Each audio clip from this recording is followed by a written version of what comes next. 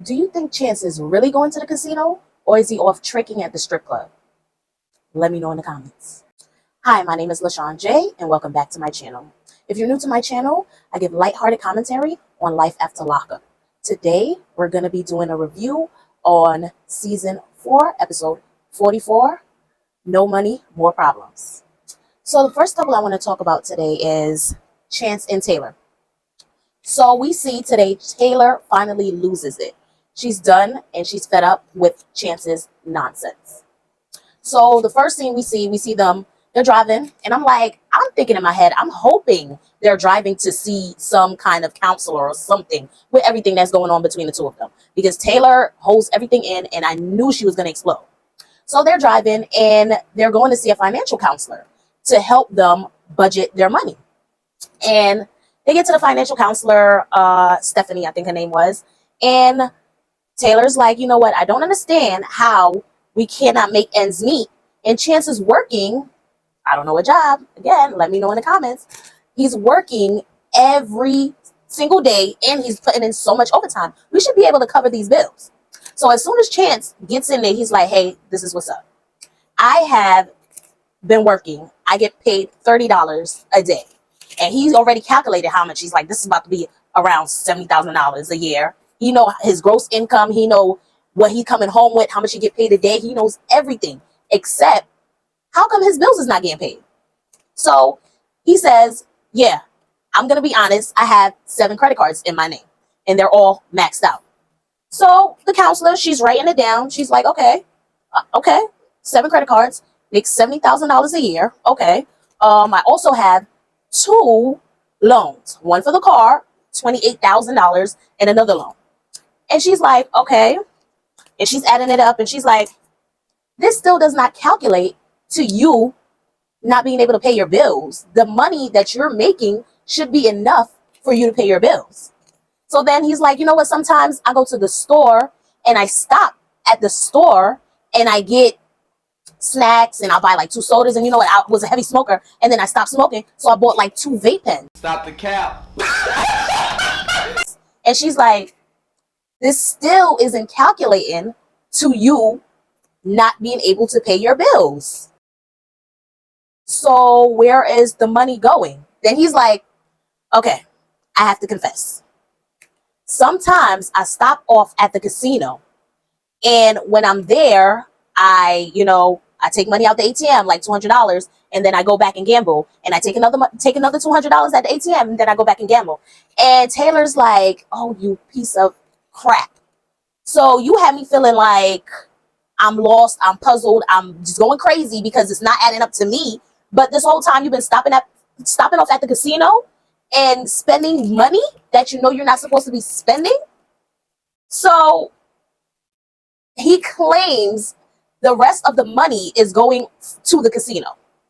Is it really going to the casino? Or is it going to the strip club that you kept trying to go and bring your son to? That's 45 minutes away.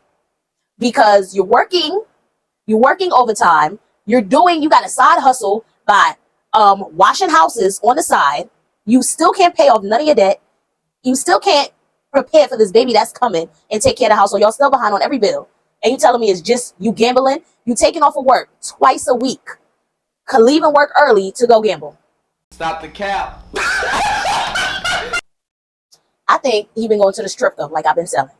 He ain't working anywhere. I don't even know if he's working. He's just probably saying this so that Taylor could get off his back and he don't have to explain why he don't have money for the bills. He's doing side jobs here and there, and that income he puts towards the bills, but it's no job income coming in. He's taking them, he going to the ATM, changing them into ones, and he's going to the strip club. That's where he really going. And when Taylor found out what was going on, that's probably who was messaging him, a stripper. So she's pissed. The ride back home, she ain't want to say nothing to him. He even had his little crocodile tears talking about, yeah, I know I was supposed to be doing right by Taylor and the kids and, turning over a new leaf, but it's been so hard. I've been so stressed out. Oh boy, everybody's stressed out. It's been hard for everybody. Excuses. So he came out with his little fake crocodile tears so that Taylor could forgive him and take him back and feel sorry for him and let him keep doing what he been doing forever. So they get the ride home. She's like, I don't even want to talk to you. I have nothing to say to you. They get home and she's like, you know what? Something is not sitting right with me. If he's going to lie about something so silly as far as saying, oh, for 2 days a week, every week you're taking off and going to the casino and I have no idea this is going on, then who knows what else is going on. So Taylor was like, okay. He said, you know what? I'm going to hop in the shower, get ready for bed. So he gets in the shower and Taylor goes in the shower after him. As soon as she know the water running, he done lather up with the soap. He washing his face. She goes in the shower. She grabs his pants, gets his phone. She's looking through his phone and she's like, who is this person that he keeps texting, sending pictures to? She tried to go into the messages. She going into the phone subscription and everything, but she couldn't see what pictures that he sent to who he sent it to. And this person has been texting Chance back and forth for months now. A stripper. I don't care what nobody say. I believe it's a stripper. I can't wait to find out who it was because I really think it's a stripper. So she loses it. And that's what happens when you hold it in for so long, you're going to explode. So she loses it. She goes in the bathroom. She was like, you know what? You're a piece of crap. And she grabs his clothes out the closet and she gets the gasoline and she just puts it up in flames. Burn, baby, burn.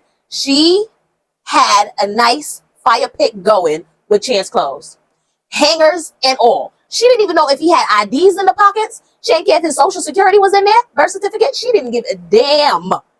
She took everything and she just went right back in the house, grabbed more stuff and burned it. She's like, you're not even going to try to explain to me what you've been doing or who you've been doing it with? And he's just like, you know what? I'm done with this. I'm done with this. Tries to lock her out her own house, telling her she going to sleep in the garage tonight. Yeah, right. I'm so happy she finally woke up and burnt his stuff to a crisp. She should have saw all the red flags a mile away. Okay? Chance, I don't know. Does Taylor know his job number? Does he have an extension where he works at? Has she ever brought him lunch to work? I don't think she has done any of this because Chance has no job. Chance washes houses on the side. He brings that income. He pays some credit cards to keep it going, and that's his hustle.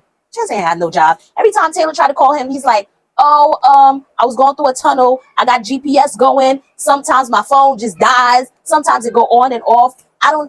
The excuses. He has a mountain of excuses. You know he been cheating. She about 9 months pregnant and quiet as a mouse. He done went somewhere elsewhere. Chance is not the type of person who needs a little mousy, quiet little girl. He don't look like it.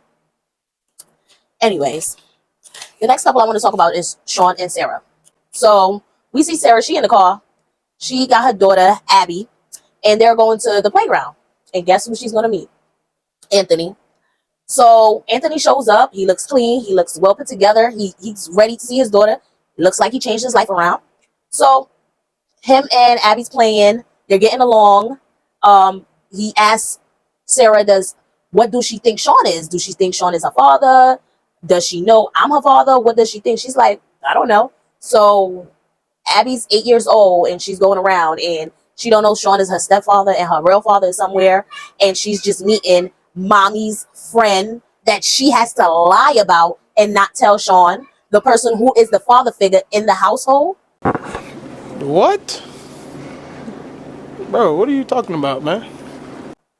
Oh my goodness. I don't know. Who worse? Is it Sarah or is it Chance?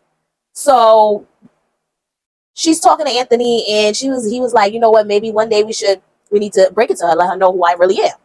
She's like, one day, but not, not right now. He respects her decision. While Anthony and Abby's playing, Sean is blowing up her phone like, meanwhile, back at the ranch, back at home, Sean has everything set up for her. So he thinking he coming home and he gonna put it down. But Sarah got somebody else on her mind. Her mind is so far gone. She all fantasizing about Anthony and everything. She is not even worried about what Sean got going on for her. No more. That time has passed. So he's calling her and she's like, okay, it's time for us to go. Nice. It was nice seeing you, Anthony. Now we got to go. She gets Abby. So they're headed home. So before they get in the house, she's like, remember, you don't tell Sean about mommy's friend. Okay? That's just mommy and your friend only. We don't tell Sean about that. So she's like, okay. You got your 8-year-old lying for you. Okay? So they get in the house and she's like, oh, I didn't know you had a hot tub in the living room. And I just keep thinking like, it looks nice to have a hot tub in the living room, but how do you get the water out the tub? What do you get, a bucket and you drain it out? Never saw a hot tub in the living room. The layout, how he had it, it looked really nice and romantic. But how do you get the hot tub out the living room? Because it has to get drained out, right? I know when you get the pools, even the little kiddie pools, you have to drain the water out and let it. How do you get the hot tub out? Probably a water pump. What? Bro, what are you talking about, man? Anyways, so she's like, oh my goodness, this is so romantic. He has the rose petals, he has the balloons, he has champagne. And he was like, you know what, why don't you go upstairs, get ready, and you could join me down here. And she's like, I don't know. Kind of drained from fantasizing about Anthony, just watching him go down the slide. But she's like, I don't know, I'm gonna just go check on the baby. Her mom was watching the baby. And I'm gonna, go freshen up. Abby's trying to get in the hot tub right now. And Sean was like, maybe later. But before that, it was for me and mommy. So Sarah goes upstairs. Sean is getting everything ready, the chocolates, everything. He's ready. He's in the tub. He's calling her down. And she's just like, I'm tired. I'm really tired. I'm just not in the mood for a hot tub right now. So he gets mad and he was like, you know what? I feel like you don't want to be with me no more. You're not interested how you was. And hello, Sean. Now you see it, right? Karma. Because when she planned a nice, beautiful, romantic evening for you, you wanted to sit down on the game. She was all up in a sex swing and dingling and dangling in lingerie. And all you wanted to do was play the game and say, oh, I'm tired. I work all day. I want to come home and play the game. Now she's tired. She has a baby. Then she got to take the other one to go play, to do stuff at the park. Now she's tired. You feel it right now. You feel it, right?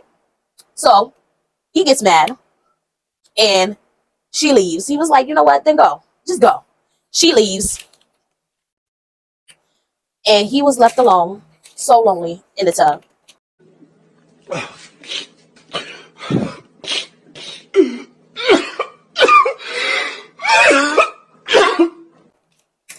The next couple I want to talk about is Lindsay and Blaine. So we see Lindsay and Blaine. They're in a new house. Their house looks beautiful. They're talking about the court case again. And everybody's just wanting to know, why would Blaine not let Lindsay know that he has a deal?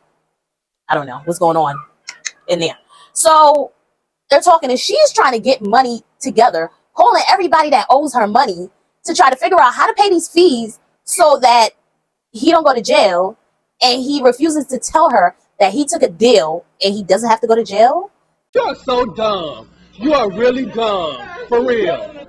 She's gonna explode when he lets her know what's going on, because I'm here really racking my brain trying to hustle and figure out how can I help you not go to jail, and you're trying to hold out on telling me you're not going to jail. So she's calling everybody. She called her friend Six, who owes her money, and she's asking her to go gather up all the funds from everybody. It's time to pay their debts. She sent the debt collector to pick up the debts, okay? So Blaine is mad and he walks out. He's just like, you know what? Let me be a man. As a man, let me show you what I could do. Should have been the right time when he told her. She was like, you know what? I'm just going to wait for you to let me know when you need my help. He was like, if I need your help. And she was like, no, when you need my help. So a couple minutes later, we see Blaine's father. He comes up and he gives her a hug. He was like, nice to meet you. He was like, you know what? He's going to marry you. And she was like, what? She was like, yep, he's going to marry you. She's like, I don't know what to say about his father, but he's very blunt, because that did come out of nowhere. So they go sit down and they're talking. He's asking, so how did two of y'all meet? And Blaine basically was telling him that, yeah, she had me selling drugs for her. And his father's like, oh, so she was pimping you out, huh? So his father, smart mouth. So she's just like, you know what? I didn't know you was coming. I would have prepared a little bit for you to come in, but I didn't know it was a surprise. I have to go pick my daughter. Blaine's left. He's with his father. He's telling his father, hey, I got a deal. And he didn't tell it to Lindsay yet. And his father like, why not? This is a miracle. You could have been facing 20 years in prison. So why not spread the good news? He was like, yeah, but this is why I need you to come with me to this office so I could get everything settled and go on from there. Lindsay, she's at the store with her daughter. When I saw her daughter, I was like, she got so big. Because I first saw her daughter when Lindsay appeared on Love After Lockup with Scott. That's when Lindsay very first appeared on Love After Lockup. So when I saw her daughter, I was so shocked because Scott was he was making a room for the daughter, and he bought a house and he was furnishing it and everything. And it looked beautiful when the room was done. So when I saw it, I was like, oh my gosh. So yeah, so her daughter's like 13 now, beautiful girl. And she's in the store and they're looking for a purity ring. And she's just telling her daughter, you know what? I never had a purity ring. We didn't really discuss that stuff. And it's good that Lindsay's discussing that stuff with her daughter, let her daughter know that, you know what, your dad had you at so young of an age. And if people was talking to me about it, and I would probably have done different. So the mom comes and the mom was like, yeah, you know, I really think like you've been your happiest since you've been with Blaine. And I believe that he's just like the perfect person for you. Y'all are like a perfect couple. And her mom's just like, you know what, this is the happiest I've ever seen you in a relationship. Well, this is the happiest she's ever aired in a relationship because it didn't work out with Scott. And it didn't work out with Dante. I don't know if it's going to work out with Blaine. So the next couple I want to talk about is Eris and Cameron. So we see Eris and Cameron, they're driving, they're cruising, they're going to shop for furniture. They about to furnish this house. And Cameron is talking about how he's just trying to buy out the store. And Eris is just like, but where are you getting the money? It's these mysterious jobs. And then Puffy and Eric get mad about accusations. So she's just like, where are you getting the money?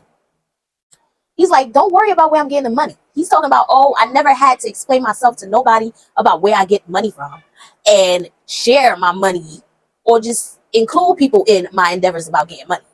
So it's new to him.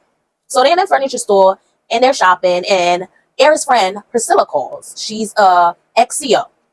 And Priscilla has Lena. Somebody always have Lena. Always. So Priscilla was like, hey, we're going to be at the beach. We're going to set up a picnic. You and Cameron should come join us, and we could have a picnic and everybody could get to know each other. She was like, yeah, that'd be great. You know? So she tells Cameron, they head over to the beach. So Eris is talking to her friend Priscilla. Cameron and Lena, they went off to play in the water, look at the birds. He's bonding with his stepdaughter, as he should. So Eris is like, Priscilla asked her, she was like, how's everything going? And she was like, it's great. He's my rock. He's my everything.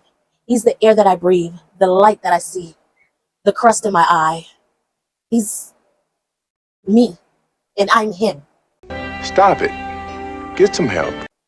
So she's telling her how in love she is. And she's like, so you know what? You know, he constantly is trying to buy stuff, and I don't know where he getting money from, and he ain't working. And she was like, that's crazy, especially that dinner that he gave you yesterday. And she was like, I know, but he wouldn't tell me where he get the money from.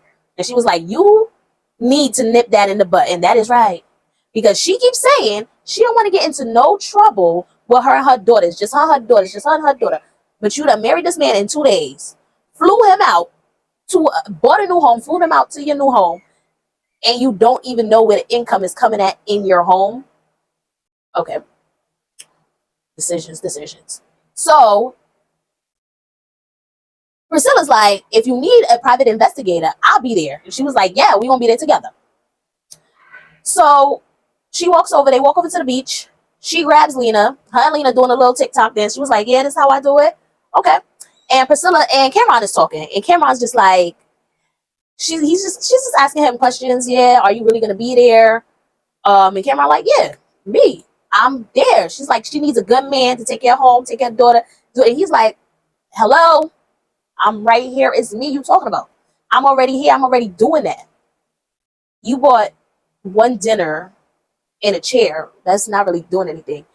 These marriage is a lifelong thing, and it comes with a lot other than a dinner and a chair. So she's like, you know what? I know a lot of people as working as a CEO that says, yeah, this person wrote me every day. They called me. They made sure money was on my books. That's my light. That's my rock. That's my everything. And then when it came time to do what they were supposed to do, and, you know, accomplish these promises that they made to this person, they just disappeared. It was just no more them. And he was like, yeah, that's not me. And no disrespect, but I only answer to one woman. She was like, okay, that's cool. And Cameron was like, you know what? I don't want to hear her fairy tale stories about what happened when she was a CO. That had nothing to do with me. I really don't give a F. So the next couple I want to talk about is Justine and Michael. So we see that Michael has his son living with him now, little Mike. We see all of them at a coffee shop. They're getting coffee, they're hanging out, bonding, getting to know each other. Michael comes in, and he just came from seeing his PO because they're going to be moving, and he needed to get clearance to move. So he comes in, and Justine is like, you know what, let me know right now what's going on. I'm nervous. I want to know. And he's playing around. And he was like, yeah, we get in the move. We moving to Vegas. All the kids are happy. A new area, new beginnings for them. So Michael's like, you know what, let me call my sister because she's reliable. All right, that's big sis. Let me call her. So he calls her and tells her, hey, you know, I just got access to move, and I just want you to come and stay a couple days with the kids while me and Justine go look at some places for us to move. She was like, no problem. So after that call, his friend called Mocha, and he was like, hey, guess what? I'm moving. Exactly what you wanted. You wanted us to be in Vegas. We in Vegas. And his friend was like, yes, come through. Leave wifey at home and come on. We gonna hang out. We gonna, you know what, turn up like the old days. And he was like, nah, you know what? I'm all for it, but I can't leave her. She's coming. And he was like, all right, if she gotta come, that's fine. But when we go out, she gonna have to stay in the hotel, and you gotta take that ring off. I don't know about that married nonsense. And he was like, I don't know about that. So Mocha is trying to hang out, have fun. He's trying to get his boy back, who's been locked up for 6 years, and pick up where they left off. But Michael then moved on from that chapter. He want to have fun, but not at the expense of his family. He's trying to build a family right now. So the next thing we see, the sister comes in, and she hugs everybody. And you know what? She sits down and talks to Justine right away. And she was like, you know what? I know Michael called me, but I wanted to make sure that you was cool with me watching the kids. And she was like, yeah, everything is cool. You know, me and you are still trying to, you know, rebuild our relationship. But as far as my end, you know what? Everything is cool. So Michael comes, he tells her, I got to go hang out with my sister real quick. I'll be back. And Justine was like, oh, I thought we always going to hang. He was like, no disrespect, but I need to go hang out with sis real quick. So he goes, takes the sister to a jewelry store. Decisions. So he takes her to the jewelry store, and he was like, yeah, I didn't get to propose to Justine the way I wanted to propose to her or the right way. So I'm going to buy her a ring. And his sister's like, so is it because you didn't get to propose to her the right way, or is it because she's pregnant? And he was like, dang, how you know? And she was like, I can tell. And he's like, she is pregnant, but it's not that. And she like, does mommy know? And he was like, yeah, mommy know. And she talking about doing a DNA test, but it's whatever because she's going to do what she want to do anyway. So he's like, yeah, so they're looking at rings, and there's a $2,000 ring, and there's a $5,000 ring. And he picks the $5,000 ring. And his sister's just like, you know what? First of all, you just got out of jail. Do you think it's wise for you to be having a baby right now? Even though you know you missed out on years of the kids that you already had. Do you think that's a wise idea? And you need to be smarter with your money, because you're about to have an 8th kid and you dropping $5,000 on a piece of jewelry. And he's like, yeah, but what is money? You are so dumb. You are really dumb. For real. No money, more problems. So he buys the ring. Nobody can convince him otherwise. So the next couple we're going to talk about is Monique and Derek. Monique and Derek was just short. Monique ended up going to the hotel with her sisters, and she did not want to film anymore. Derek's sisters was pissed, and Derek was pissed too, because he was like, Monique was the one doing a lot more of the what do you call it? Antagonizing. Monique was the one who left from where she was standing next to her car and went up to your car to antagonize y'all to come out. She opened your car door when y'all was getting ready to leave. And Elizabeth was like, yeah, she's weird. This is why I don't like her, because me and her was just cool a couple days ago. She's weird. And now all of a sudden, she's coming up there trying to fight us. Derek was like, he don't even know why Monique was doing that, because Monique not even like that. The other sister was like, Aubrey, she was just so pissed. She broke her nail. They messed up her wig. And she was so pissed. Like, she was like, her finger hurt. She asked Elizabeth to drive. And Derek was trying to get in the car. And she was like, you ain't getting in my car. You better go to Monique and her sisters, because you're not getting in this car. There's no way you're getting in this car. She said, on some real, I'm tired of Derek and his girlfriend and the drama they keep bringing. She's tired of it. So, this is the second time they done kicked Derek out the car. The first time it was Monique who was about to drag him out. This time, both his sisters kicked him out and had him take an Uber. And Derek is just like, I don't care if Monique mad at me. I don't care if my sisters is mad at me. I don't care if nobody mad at me. Because it was about me. Me. Yeah, Derek, it really was about you. It had nothing to do with your sisters. That's right.